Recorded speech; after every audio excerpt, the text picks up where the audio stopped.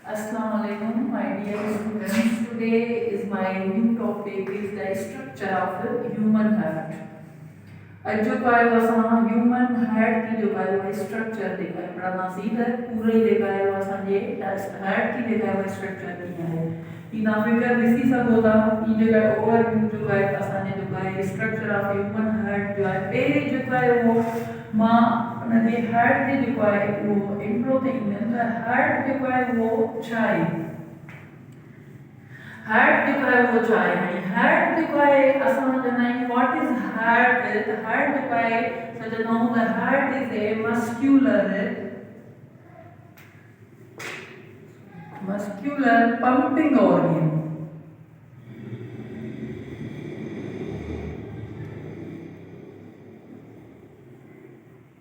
Heart जो है वो असल में मस्कुलर पंपिंग ऑर्गन यानी असल में मस्कुलर छाकन मस्कुलर पंपिंग ऑर्गन जंहिंमें कॉन्ट्रैक्शन जी एबिलिटी हुजे उन्हें के असां चवंदा आहियूं मस्कुलर ऑर्गन ठीक आहे हाणे असां जो का वो हार्ट ते जेकॾहिं असां चूं था त हार्ट जो कमु छा हूंदो आहे त असांजी हार्ट जेका आहे उहा ॿ कमु कंदी आहे फर्स्ट जो आहे कहिड़ो कमु कंदी आहे पंप द ब्लड के पंप कर दिया pump the blood then after pumping जो है ये हार्ट जेका है उन्हें ही पंपिंग ऑफ ब्लड जो पंप कयो अथई उन्हें जी सर्कुलेशन कराईंदी आहे त असां जो ॿियो फंक्शन जो आहे लिखंदासीं सर्कुलेशन ऑफ ब्लड मतलब पहिरें जो आहे उहो असांजे हार्ट के जो है हार्ट जो कम होना पहिरीं असांजे ब्लड के पंप करे पोइ जो आहे उहो असांजे बॉडी में ब्लड जी कंटिन्यूअसली सर्कुलेशन कराईंदी आहे मतलब ये असांजो उहो ऑर्गन आहे जेको असांजे बॉडी में ब्लड के 24 आवर्स सर्कुलेट जो है कराईंदो रहंदो आहे छो जो विदाउट सर्कुलेशन खां सवाइ जो आहे असांजी बॉडी जेका आहे वर्किंग पावर में न ईंदी त ई जो आहे जो फंक्शन आहे हाणे जो आहे असां चऊं था त साइज ऑफ हार्ट साइज केतरी आहे असांजी हार्ट जेकॾहिं असां एवरेज जो आहे उहो हार्ट जी साइज ते अचूं त जेका एवरेज साइज आहे हार्ट जी 7 खां 15 आउंस आहे ठीकु आहे 7 खां 15 जो आहे उहो आउंस आहे मतलब जो आहे उहो असांजी जेका आहे उहा हार्ट जी जेकॾहिं ग्राम्स में जो आहे उहा साइज जो आहे शुरू कयूं त 200 खां 425 ग्राम्स आहे एवरेज साइज हार्ट की 7 to 15 आउंस जेकॾहिं ग्रामन में जो आहे वो काउंट कंदासीं त जो आहे 200 खां 425 ग्राम जो आहे उहा असांजे हार्ट जी जेका आहे उहा साइज आहे हाणे जेकॾहिं असां फीमेल हार्ट साइज ते अचूं हाणे फीमेल जी डिफरेंट हार्ट साइज आहे ऐं जो आहे उहो असांजो जो आहे उहो ह्यूमन जी मेल जी जेका आहे हार्ट साइज डिफरेंट आहे हाणे फीमेल जी जेका शुरू थी थिए उहा थी थिए 220 खां ठीकु आहे 220 टू 240 ग्राम ये जेका आहे उहो फीमेल जी साइज आहे ऐं जेकॾहिं असां मेल ते जेका आहे उहा अचूं उन जी साइज ऑफ हार्ट ते त उन जी जेका साइज आहे 240 खां 350 ग्राम ये जेका आहे उहा हार्ट जी जेका आहे उहा साइज आहे एवरेज हाणे जेकॾहिं असां चऊं था त जेका उहा हार्ट जी जेका आहे बीटिंग छो जो कंटिन्यूअसली हार्ट जी बीटिंग सां जो आहे असांजी लाइफ हली सघे थी त हिकिड़े खां यू नो ऑलरेडी त 1 मिनट में जेका आहे उहा असांजी हार्ट जेका आहे बीट कंदी आहे 72 टाइम्स ऐं जेकॾहिं एवरेज ईच डे हर डे में पूरी डे में जेको तव्हांजी असांजी जेका हार्ट बीट कंदी उहा 1 लाख टाइम्स कंदी 1 लाख टाइम्स जेको आहे पूरे डे में 1 लाख टाइम्स जेको आहे बीट जो आहे कंदी circulation of blood pumping the blood त उन में जो आहे केतिरो ब्लड जो आहे उहो पंप करे थी सघे असांजी हार्ट त टोटल जेको आहे उहो असांजो जेको ब्लड आहे उहो जेको आहे 2000 गैलन्स जेको आहे ब्लड ईच डे जेको आहे उहो पंप थींदो, जंहिंमें जो तक़रीबन जेको आहे उहो लीटर्स में केतिरो थो अचे 70,571 लीटर, सॉरी 2 लख 70,571 लीटर्स ईच डे जेका आहे उहा असांजी ब्लड जेका आहे उहा पंप कंदी। बेसिकली जेकॾहिं असां साइज़ जेकॾहिं हार्ट जी कॉमन हार्ट जी साइज़ जेका आहे फिस्ट, मतिलबु असांजी मुठी वांगुरु जेका आहे उहा हूंदी आहे, फिस्ट जेका आहे उहा साइज़ हूंदी आहे, बाक़ी जेका एवरेज साइज़ जेका आहे उहा हिनजी इहा हूंदी आहे। हाणे जेको आहे उहो उन खां पोइ हार्ट जो इंट्रो थी वियो, हार्ट जा कम थी विया, साइज़ बि जेको आहे ख़बर पइजी वई, ऐं बीट जेको आहे हुनजो रेशो जेको आहे उहो ख़बर जेको आहे पइजी वियो। हाणे जेको आहे उहो असां अचूं था त जेको आहे उहो हार्ट जी जेका आहे उहा शेप कीअं हूंदी आहे, ठीकु आहे। हार्ट जी शेप जेका आहे बेसिकली जेको आहे कोनिकल शेप हूंदी आहे, कोनिकल शेप कीअं वांगुरु जेका आहे उहा शेप हूंदी आहे हार्ट जी। कलर जेको आहे हुनजो रेडिश हूंदो आहे, कलर जेको आहे रेडिश हूंदो आहे, कोनिकल शेप हूंदी आहे, कलर जेको आहे उहो रेडिश हूंदो आहे। हाणे असां अचूं था हुनजे त लोकेशन ऑफ हार्ट, असांजे बॉडी में जेको आहे लोकेशन ऑफ हार्ट किथे जेका आहे हूंदी आहे। हाणे हार्ट जेका हीअं हूंदी आहे उनजी लोकेशन, पहिरीं जेका लोकेशन आहे त जेको तव्हांजी चेस्ट आहे उनजे हेठां, चेस्ट जे हेठां जेके असां थोरेक कैविटी चवंदा आहियूं, बिटवीन दी लंग्स जेको आहे विच में, and enclose in the rib cage,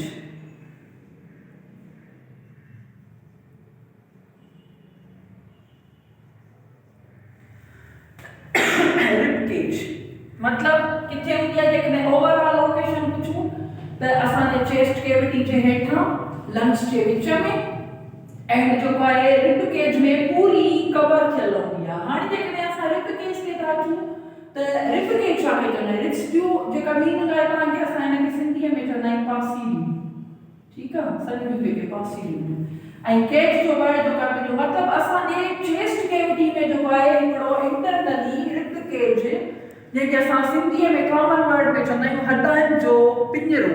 हाणे हीउ ॾिसो, हीउ जेको आहे उहो रिब केज आहे, हिन रिब केज जे अंदरि हीअ वारी जेका लोकेशन वञे थी न, माना हीअ रिब केज जेका अंदरि शइ वञे थी, उन में हीअ असांजी हार्ट जेका आहे उहा एनक्लोज थी आहे। हाणे रिब केज कीअं ठहंदो आहे त जॾहिं जेको आहे उहो स्टर्नम, हाणे हीउ जेको आहे उहो असांजो स्टर्नम आहे, जंहिंखे असां चवंदा आहियूं छातीअ वारो हॾो, ठीकु आहे। जॾहिं जेको अॻियां जेको आहे in front of sternum and behind the vertebral, by the combination of sternum and vertebral column, the rib cage is formed. हाणे कीअं थो ठहे त हीउ जेको असांजो स्टर्नम आहे, छातीअ वारो हॾो आहे, इन जे साइड में साम्हूं जेके रिब्स अटैच थियल हूंदियूं आहिनि, पासीरियूं, ठीकु आहे। हाणे टोटल रेशो जेकॾहिं रिब्स जो असां वठूं त जेको आहे उहो 24 रिब्स आहिनि, माना हर जेको आहे रिब जो पेयर ठहियल आहे। पेयर ते अचूं त जेको आहे रिब्स जा 12 पेयर्स आहिनि, ऐं उन 12 पेयर्स ते जेकॾहिं असां कलेक्ट कयूं त 24 रिब्स जेके आहिनि असांजे स्टर्नम सां अटैच थियल हूंदियूं आहिनि, ठीकु आहे। उन खां पोइ जेको आहे हाणे 24 रिब्स आहिनि, जंहिंमें जेको आहे उहो 10 पेयर्स जेके आहिनि उहे रिब्स जा तव्हांजे स्टर्नम सां अटैच थियल हूंदा आहिनि, बाक़ी जेके 2 पेयर्स आहिनि उहे जेके आहिनि तव्हांजे रिब्स सां अटैच न आहिनि थियल हूंदा।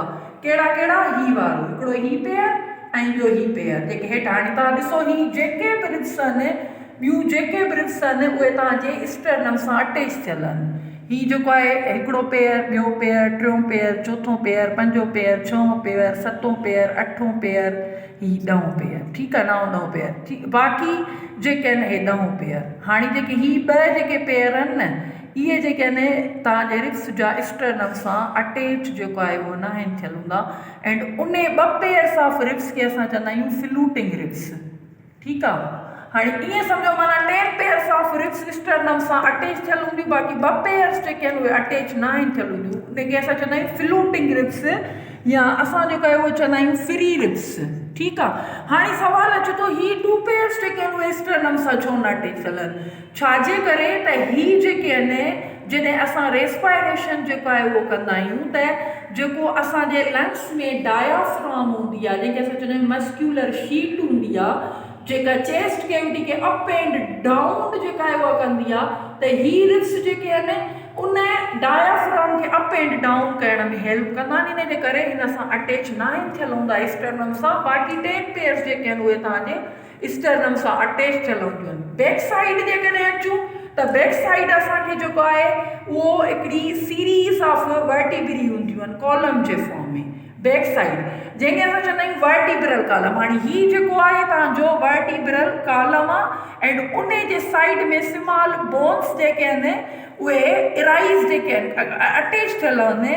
जॾहिं उहे बोन्स वर्टिब्री वर्टिब्रल कॉलम सां अटैच थियल हूंदियूं, पूरो तव्हांजो वर्टिब्रल कॉलम ठहंदो, जंहिंमें तक़रीबन जेको आहे ओरिजिनल नंबर जेकॾहिं असां ॾिसूं त वर्टिब्रल कॉलम में 33 जेको आहे नंबर वर्टिब्री हूंदियूं आहिनि, पर जॾहिं फ्यूअन ऑफ वर्टिब्री कुझु थींदियूं आहिनि, जीअं हिप रीजन वारी वर्टिब्री आहिनि, उन खां पोइ जेको आहे उहो टोटल रेशो बीहंदो आहे 26। त हाणे चए थो रिब केज कीअं ठहंदो, त चए थो जॾहिं स्टर्नम अॻियां खां ऐं रिब्स उन सां अटैच थींदियूं, पोयां खां वर्टिब्रल कॉलम उन सां वर्टिब्री अटैच थी, माना रिब्स जा स्टर्नम ऐं वर्टिब्रल कॉलम जेको आहे उहो मिली करे ई हिकिड़ो पूरो रिब केज ठाहींदा, ऐं उन में अंदरि जेके आहिनि उहे लंग्स जेके आहिनि तव्हांजा वेड़ियल हूंदा आहिनि। छो जो बाबा लंग्स जेको आहे उहो असांजो मोस्ट सॉफ्ट ऑर्गेन आहे, इन जे करे हिन बोन्स वारे स्ट्रक्चर में जेको आहे कवर थियल हूंदो आहे त जीअं उहो प्रोटेक्ट रही सघे। का बि ॾिसो जीअं असां बाइक ते था चढ़ूं या का अहिड़ी इंजरी असांजी थिए थी जो ईअं छातीअ भर किरंदा वञी, त असांजा लंग्स जेके आहिनि या असांजी हार्ट जेका आहे प्रोटेक्ट छो हूंदी आहे, हिन स्टर्नम में जेको आहे उहो एनक्लोज जेका आहे उहा थियल हूंदी आहे। इन जे करे जेको आहे लोकेशन में असां इन खे बि इंक्लूड कयो आहे त चेस्ट जे हेठां लंग्स जे विच में ऐं रिब केज में जेको आहे उहो वेड़ियल जेका आहे उहा हूंदी आहे। ठीकु आहे बाबा। हाणे इहा हिन जी जेका आहे उहा लोकेशन हुई। हाणे असां हुनजे ओवरऑल स्ट्रक्चर ते था अचूं त पूरी जेका इहा हार्ट आहे, हाणे हिकिड़ो असांजो बिल्कुलु सॉफ्ट एंड डिलिकेट ऑर्गेन आहे, त उन में जेको आहे चए थो हार्ट खे को प्रोटेक्टिव लेयर हुजे। ठीकु आहे। त असांजे हार्ट जे ॿाहिरां हाणे हीअ जेकॾहिं एनाटॉमी ते अचूं, हीअ असांजे हीअ अंदरि जेका आहे उहा हार्ट जी एनाटॉमी आहे। ठीकु आहे। हाणे चए थो इन हार्ट जे ॿाहिरां जेके आहिनि उहे ॿ जेके आहिनि मेम्ब्रेन्स हूंदियूं आहिनि, हीअ वारियूं हिन ते ॾिसो, हीअ जेका आहे मेम्ब्रेन या हीअ जेको आहे उहो ॾिसो, हीअ जेको आहे उहो 2 मेम्ब्रेन हूंदियूं आहिनि हार्ट जे ॿाहिरां। ठीकु आहे। 2 मेम्ब्रेन्स हूंदियूं आहिनि। हाणे इन मेम्ब्रेन खे असां चवंदा आहियूं pericardium membranes. Pericardium membranes, 2 membranes which are present surrounds the heart that are called the pericardium membranes. These membranes protect the heart. हिकिड़ो जेको आहे कमु कंदियूं आहिनि त हिन जो कमु जेको हूंदो आहे प्रोटेक्ट हार्ट खे प्रोटेक्ट करणु, ऐं ॿियो हिन जो कमु इहो आहे त हिन मेम्ब्रेन्स जे अंदरि, हाणे हीअ वारो जेको हिसो ॾिसो, मेम्ब्रेन्स जे अंदरि जेको आहे हीअ पूरी मेम्ब्रेन जी स्ट्रक्चर आहे। ठीकु आहे। हाणे चए थो हिन मेम्ब्रेन जे अंदरि जेको आहे हिकिड़ो फ्लूइड हूंदो आहे, फ्लूइड जेको आहे उहो हूंदो आहे, उन फ्लूइड जो नालो आहे पेरिकार्डियल फ्लूइड। पेरिकार्डियल फ्लूइड ही उन्हनि मेम्ब्रेन्स जे अंदरि फ्लूइड भरियल हूंदो आहे, पेरिकार्डियल फ्लूइड। एंड हिन फ्लूइड जे प्रेजेंस जे करे ई असां हिन मेम्ब्रेन्स जो नालो जेको आहे पेरिकार्डियम मेम्ब्रेन्स रखियो आहे। हाणे अंदरि जेको आहे उहो फ्लूइड प्रेजेंट हूंदो आहे हिननि मेम्ब्रेन्स में। तव्हांखे मां ॿुधायो त हिकिड़ो फंक्शन पेरिकार्डियम मेम्ब्रेन जो हार्ट खे प्रोटेक्ट बि करणो हूंदो आहे।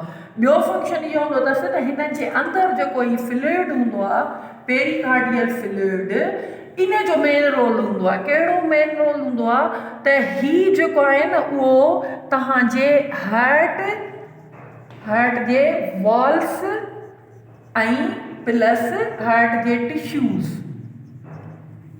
माना हिन फ्लूइड जो कमु छा हूंदो आहे पेरिकार्डियल फ्लूइड जो? This fluid is involve reduce the friction between the friction of heart walls and tissues during the beating of heart.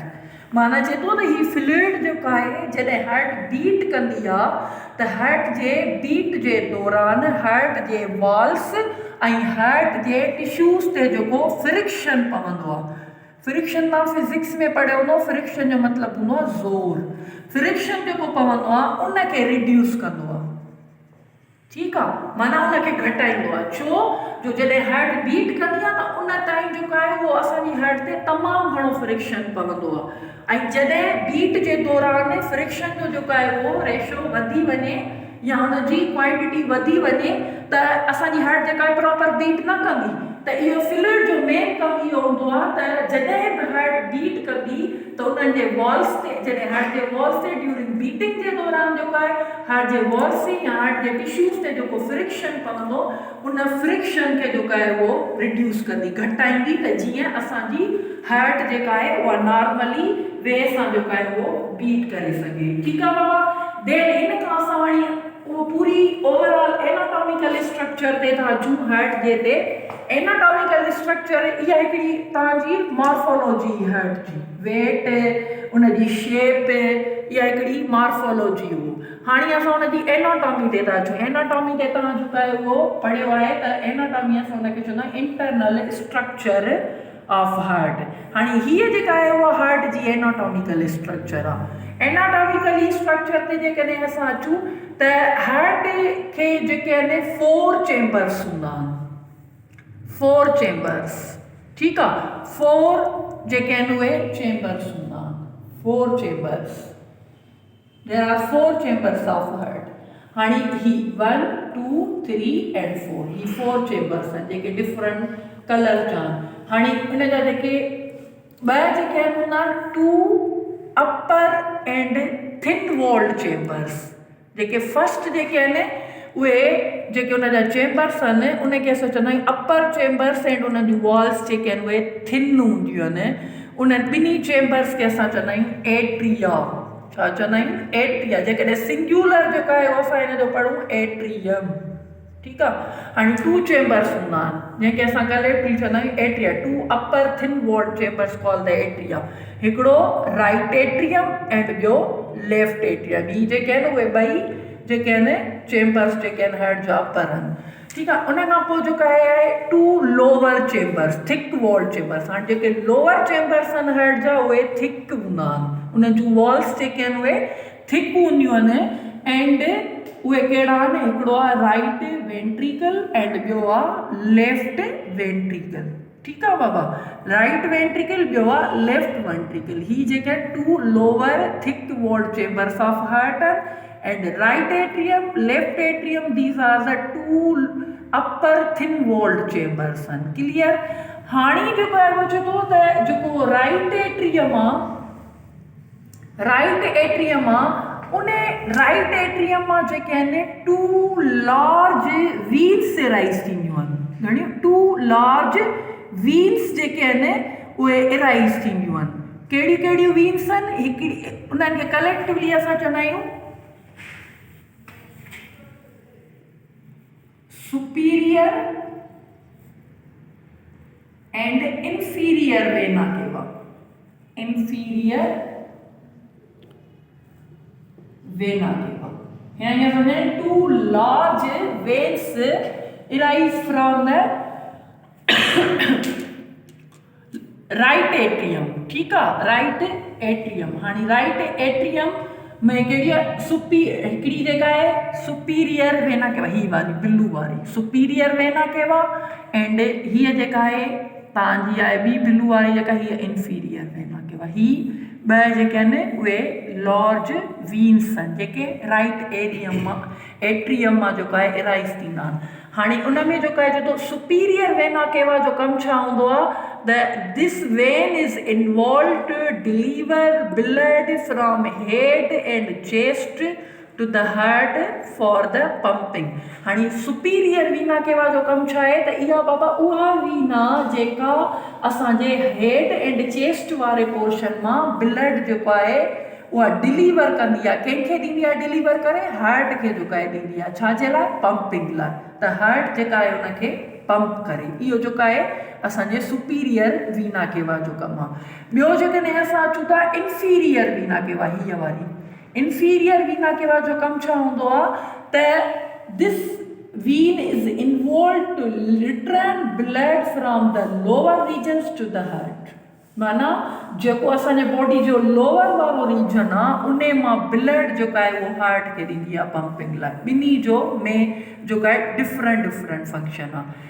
अहिड़ी तरह वरी जेको आहे चए थो लेफ्ट एट्रियम मां जेको आहिनि उहे असांजूं जेके आहिनि टू पेयर वेन्स निकिरंदियूं आहिनि लेफ्ट एट्रियम। हाणे ही लेफ्ट एट्रियम आहे, ठीकु आहे, लेफ्ट एट्रियम हिन मां जेको आहे टू पेयर्स वेन निकिरंदियूं वीन्स।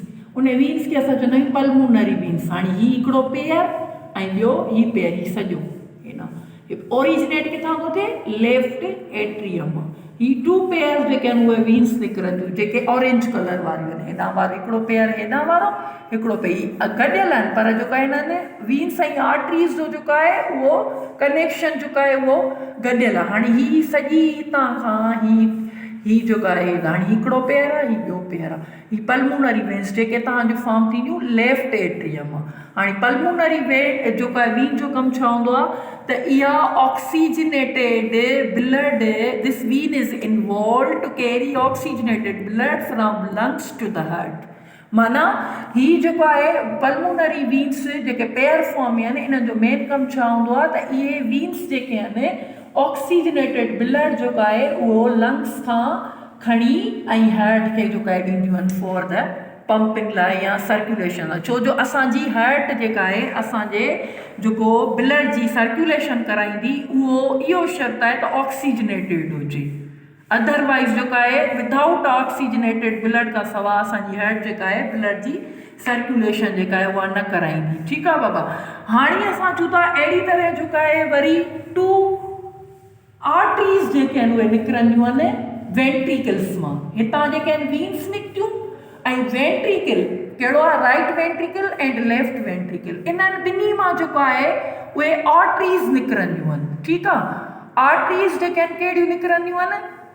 टू आर्टरीज़ निकिरंदियूं आहिनि। टू, हिकिड़ी आर्टरी आहे पल्मोनरी आर्टरी ऐं ॿी आहे सिस्टमिक आर्टरी जंहिंखे असां चवंदा आहियूं इयोटा। एंड हिन इयोटा खे असां जेको आहे उहो लार्जेस्ट आर्टरी ऑफ हार्ट जेको आहे चवंदा आहियूं। हीअ सभिनी आर्टरीज़ मां जेका आहे इयोटा वॾे में वॾी जेका आहे उहा आर्टरी आहे। हाणे पल्मोनरी आर्टरी जेका आहे किथां एराइज़ थींदी? राइट वेंट्रिकल मां।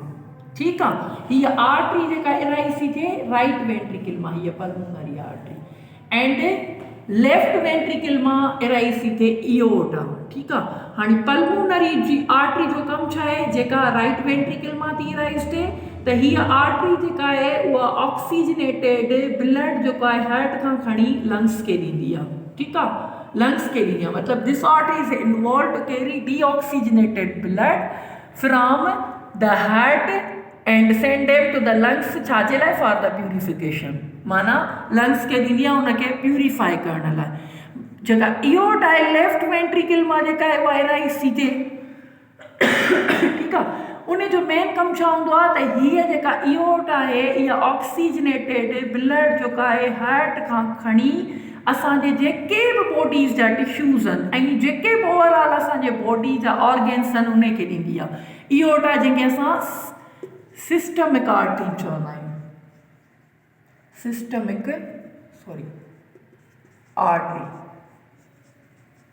सिस्टमिक आर्टरी चवंदा आहियूं। सिस्टमिक आर्टरी जंहिंखे असां चवंदा आहियूं aorta largest artery of our heart. छाजे करे लार्जेस्ट चवंदा आहियूं त हीअ उहा आर्टरी आहे जेका असांजे बॉडी जे ओवरऑल ऑर्गन्स खे असांजे बॉडी जे ओवरऑल टिश्यूज़ खे जेको आहे ऑक्सीजनेटेड ब्लड जेको आहे उहो सप्लाई कंदी आहे। ठीकु आहे।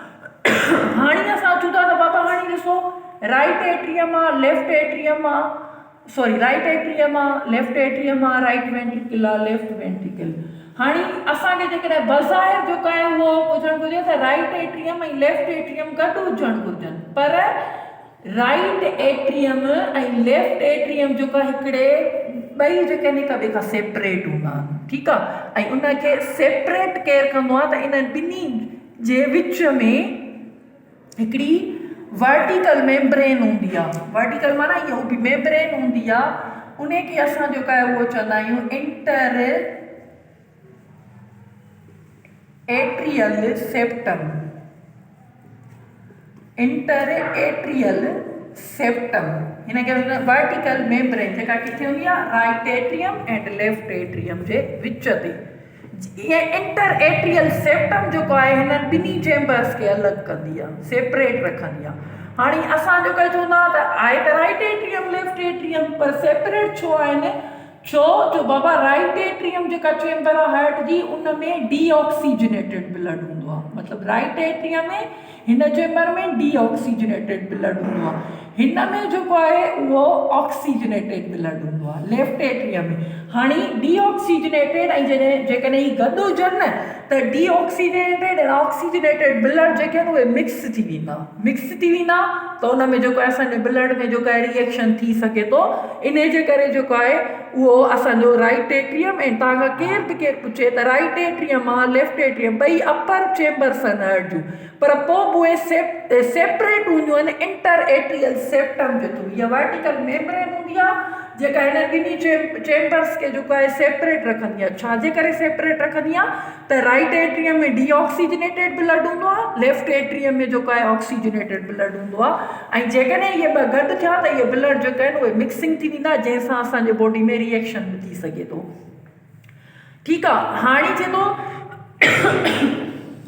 राइट एट्रियम जेका आहे उहा डायरेक्ट ओपन थींदी राइट वेंट्रिकल में, ठीकु आहे। हिन चेंबर जो कमु छो हूंदो त ब्लड जेको असांजे बॉडी मां सॼो जेको फ्लो थींदो आहे न उहो जेको आहे इन्हनि चेंबर्स में ईंदो आहे जिथे पोइ पंप थींदो आहे। त हाणे जेको बॉडी मां ब्लड राइट एट्रियम ऐं जेको राइट वेंट्रिकल आहे न इन्हनि ॿिन्ही में डीऑक्सीजनेटेड ब्लड हूंदो आहे ऐं लेफ्ट एट्रियम लेफ्ट वेंट्रिकल में ऑक्सीजनेटेड ब्लड हूंदो आहे। इन जे करे जेको राइट एट्रियम हाणे इन में बि डीऑक्सीजनेटेड ब्लड आहे ऐं राइट वेंट्रिकल आहे इन में बि डीऑक्सीजनेटेड ब्लड आहे। इन करे राइट एट्रियम जेको चेंबर ओपन थींदी उहा राइट वेंट्रिकल सां, ठीकु आहे बाबा, राइट वेंट्रिकल सां। हाणे थिए थो त राइट एट्रियम जेको ओपन त थिए थी छाजे थ्रू थी थिए त राइट एट्रियम जे हेठां जेका हिते विच ते ऐं राइट वेंट्रिकल जे विच ते हिकिड़ी ओपनिंग हूंदी आहे, ठीकु आहे, ओपनिंग हूंदी आहे उनखे असां चवंदा आहियूं वॉल्व, ठीकु आहे, वॉल्व। अहिड़ी तरह लेफ्ट एट्रियम ऐं लेफ्ट वेंट्रिकल में बि जेका आहे ओपनिंग हूंदी आहे। इन जे असां बाद में जेको आहे उहो हलूं था त हाणे जेको आहे उहो राइट एट्रियम में जेको ओपन थींदो उहो राइट वेंट्रिकल में थींदो बाय एन ओपनिंग, उनखे असां जेको आहे उहो चवंदा आहियूं ट्राइकस्पिड वॉल्व, ठीकु आहे, ट्राइकस्पिड वॉल्व। हीअ जेको राइट एट्रियम राइट वेंट्रिकल में ओपन थींदो हीअ जेका आहे इहो वारो हिसो आहे इनखे असां चवंदा आहियूं ट्राइकस्पिड वॉल्व, ठीकु आहे। हाणे ट्राइकस्पिड वॉल्व जेकॾहिं असांजो त छा आहे त हीअ जेका आहे उहा वॉल्व आहे, उहा ओपनिंग आहे जेका ब्लड खे अलो कंदी आहे in the chambers of heart, blood खे फ्लो कराईंदी आहे। त फ्लो जेको आहे माना ब्लड जी फ्लोइंग खे अलो कंदी त इन चेंबर्स में जेको आहे उहो फ्लो थिए। जेकॾहिं हीअ वॉल्व बंदि थी वेंदी न त ऑटोमेटिकली जेको आहे उहो ब्लड जेको आहे हिननि चेंबर्स में जेको आहे फ्लो न थींदो। त हिन वॉल्व जो कमु छा आहे त असांजो जेको आहे उहो ब्लड खे जेको आहे उहो फ्लो जेको आहे उहो कराईंदो आहे। इहा ट्राइकस्पिड जेको आहे वॉल्व, हाणे ट्राइकस्पिड वॉल्व सां जेको आहे उहो ब्लड जेको आहे उहो फ्लो थींदो आहे। अहिड़ी तरह जेको आहे उहो असां सेम वे सां जेको आहे उहो अचूं त लेफ्ट एट्रियम ऐं लेफ्ट वेंट्रिकल, ठीकु आहे। हाणे left atrium and left ventricle, हाणे इन में जेको आहे जो हीउ जेको राइट वेंट्रिकल आहे न ऐं लेफ्ट वेंट्रिकल इहे बि हिन ॿिन्ही वांगुरु अलॻि हूंदा आहिनि, छो जो राइट वेंट्रिकल में जेको आहे डीऑक्सीजनेटेड ब्लड हूंदो आहे, लेफ्ट वेंट्रिकल में जेको आहे उहो डीऑक्सीजनेटेड ब्लड हूंदो आहे। त हाणे हीअ ॿई चैम्बर्स बि अलॻि आहिनि, ठीकु आहे। हाणे चए थो लेफ्ट जेका वेंट्रिकल आहे ऐं राइट वेंट्रिकल आहे उन्हनि जे विच में जेका हिकिड़ी वर्टिकल मेम्ब्रेन हूंदी आहे, हीअ वारी जेका उन्हनि ॿिन्ही खे अलॻि कंदी आहे उनखे असां चवंदा आहियूं inter ventricular septum. Inter ventricular septum, interventricular septum छा आहे?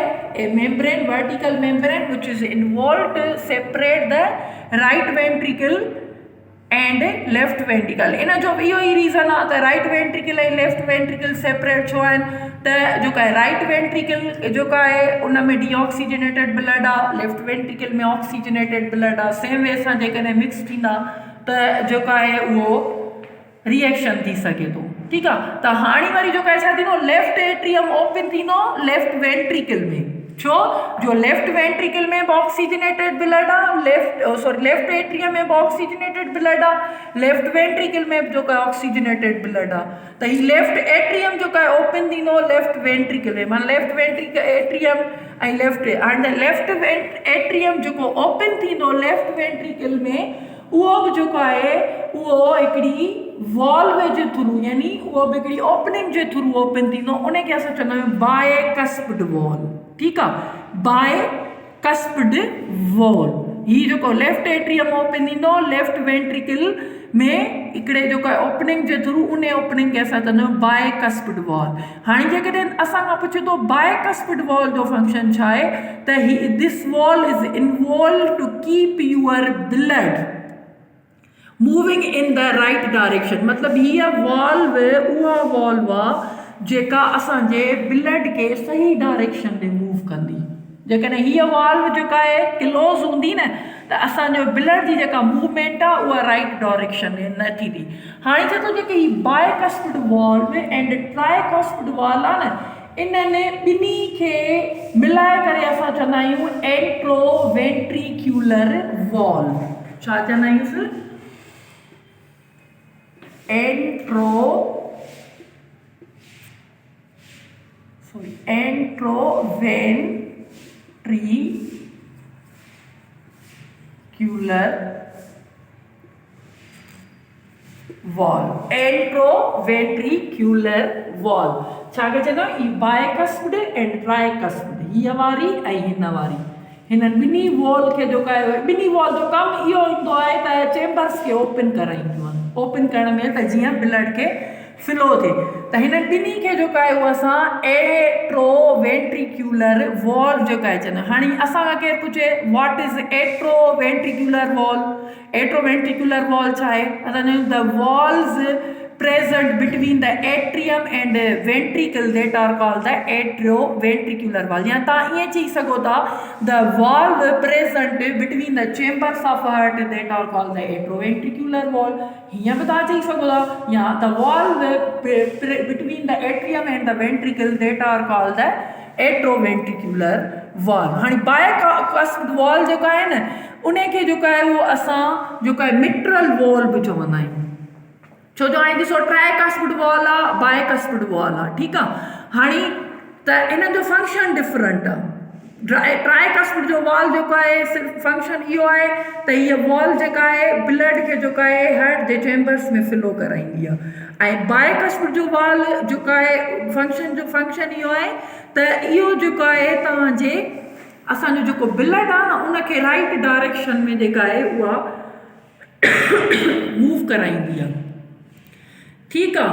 हाणे इन मां पोइ जेका आहे ॿी वॉल्व जेका हिकिड़ी निकिरे थी, वॉल्स जेके निकिरनि थियूं ही वारियूं जिते मुंहिंजो मार्क आहे, इन्हनि खे असां चवंदा आहियूं सेमी ल्यूनर वॉल। छा चवंदा आहियूं? Semi lunar wall. हाणे ही वॉल जेके आहिनि छा आहिनि त इहे जेका हिकिड़े पॉकेट वांगुरु स्ट्रक्चर हूंदियूं आहिनि, ठीकु आहे।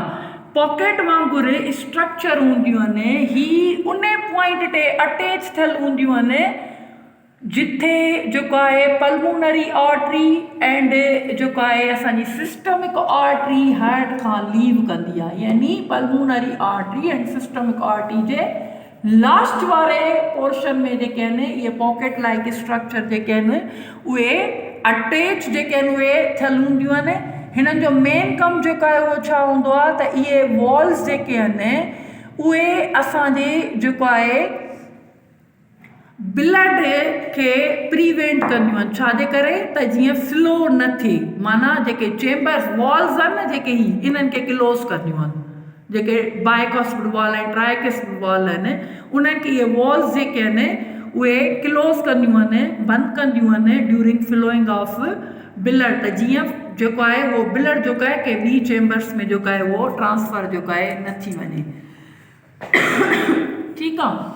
हाणे इन खां अलावा चए थो जेको वेंट्रिकल आहे इन जे जेको आहे उहे इनर वॉल्स में हिते जेको आहे न आहिनि, पर मां तव्हांखे जेको ॿुधाए छॾियां त जेके वेंट्रिकल्स आहिनि उन जी जेको आहे इनर वॉल्स में जेके आहिनि मसल्स हूंदियूं आहिनि।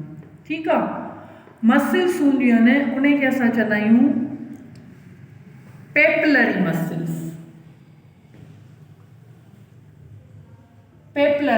पेपलरी मसल्स जेके आहिनि किथे हूंदियूं आहिनि वेंट्रिकल्स जे वॉल्स में जेको आहे पेपलरी मसल्स हूंदियूं आहिनि। हाणे ही मसल्स छाजे करे हूंदियूं आहिनि त असांजे जेको वेंट्रिकल आहे न उन में जेके आहिनि फाइबर लाइक स्ट्रक्चर हूंदियूं आहिनि।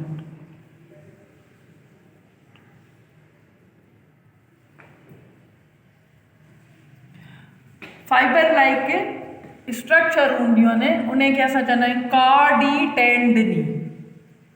कार्डिटेंडी फाइबर्स हूंदा आहिनि। ही मसल्स जेके आहिनि हिननि फाइबर्स खे जेको आहे असांजे जेको आहे ट्राइकॉस्पिड वॉल ऐं बाइकॉस्पिड वॉल सां अटैच कराईंदा आहिनि। यानी ही फाइबर जेके आहिनि उनखे अटैच जेको आहे उहो कराईंदा आहिनि। छाजे करे त जीअं ड्यूरिंग जेको आहे उहो तव्हांजी वेंट्रिकल्स जॾहिं कॉन्ट्रैक्ट में थियूं अचनि त वॉल्स खे जेको आहे इहे फाइबर्स जेके आहिनि उहे बंदि कंदा, त जीअं उहे वॉल्स जेके आहिनि उहे एट्रियम में जेको आहे ओपन न थी वञनि ऐं ब्लड जी जेका आहे उहा मिक्सिंग जेका आहे उहा न थी सघंदी। इन खां अलावा जेको आहे असांजो जेको एट्रियम आहे right ventricle and left ventricle, त जेको असांजो राइट वेंट्रिकल आहे न उहो लेफ्ट वेंट्रिकल खां जेको आहे तमामु घणो नैरो हूंदो आहे। ठीकु आहे।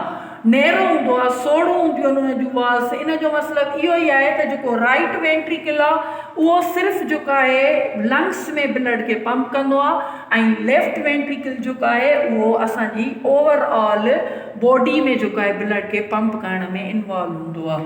That's all about the structure of heart. I hope that U will understand my lecture. Please subscribe, like and comments on my lectures. Inshallah, tomorrow I will come with the new lecture. Thank you so much. ठीक है।